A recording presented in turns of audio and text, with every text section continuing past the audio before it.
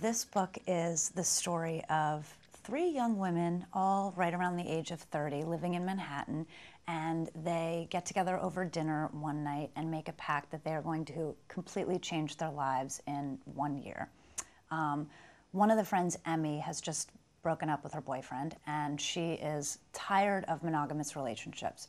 And she pledges in the course of a year to essentially start sleeping around a lot more. She's going to have all sorts of fabulous affairs.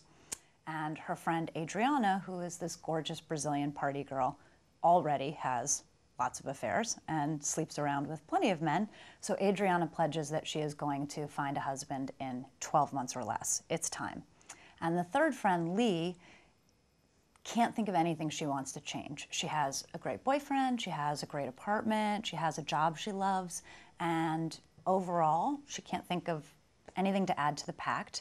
But at the end of the book, we find out that Lee actually has the most at stake of all of them. Writing this book in the third person was such a wonderful change.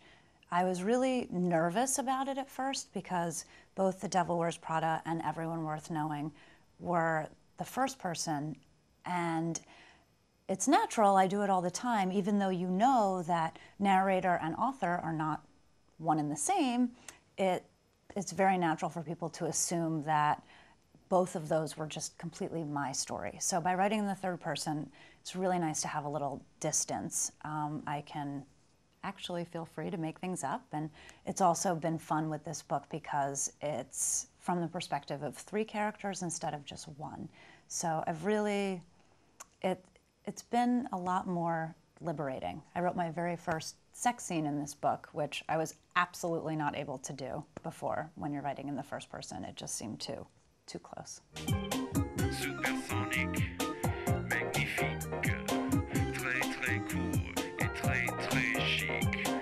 I love writing these kinds of books. I do. It's just, you get so involved in the characters' lives, and they're based a lot on your own life too. It's not a direct story for me, but it's what my girlfriends and I talk about. It's the kinds of conversations we have when we're at dinner or when we're out having cocktails. It's the kinds of things we worry about, talking about our jobs, talking about the men in our lives, and to be able to put that down on paper and to hopefully capture the dialogue, have it sound realistic, have it actually read the way that we say it.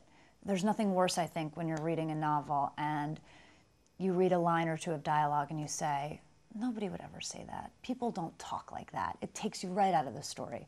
So it's really satisfying when you feel like you can portray a very realistic sounding conversation. And that's the part I enjoy most about writing these books. New York is, I think, I'm biased. I love Paris, but I think New York is just the best city in the world. Part of it is the fact that I'm fascinated with the city. It's horrible and wonderful at the same time. It's never, ever, ever boring. It's crowded, and it's loud, and it's expensive, and it's dirty, and it's pushy and cold, and it's so many unpleasant things, but at the same time, it feels like it's the center of the universe. It's open 24 hours, and the theater and the comedy and the literature scene, the museums and the restaurants and the people from all over the world who work in every imaginable industry and who are all out and talking and mixing. It's so exciting for me.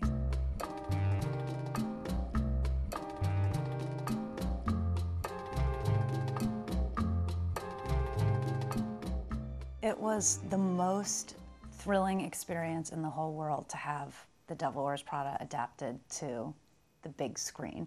I had never even been on a movie set before, anywhere, and the very first movie set I ever visited was for the movie they were making of a book I wrote. It was the most surreal, incredible, amazing experience, and they filmed it in New York for about 3 months, and I got to visit the set as often as possible. I probably went too often, but I tried to get there whenever I could. I was just fascinated with the entire process, and then had the great experience of coming to Paris for a week when they shot the scenes there, which could not have been more amazing. This book now has been optioned by Universal Studios, and they have a director, Andy Tennant, attached, and Gina Wenkos is the screenwriter. And I know these things take a while in Hollywood, but my fingers are crossed. It would be just incredible, such a neat thing if they would make this a movie as well. Supersonic.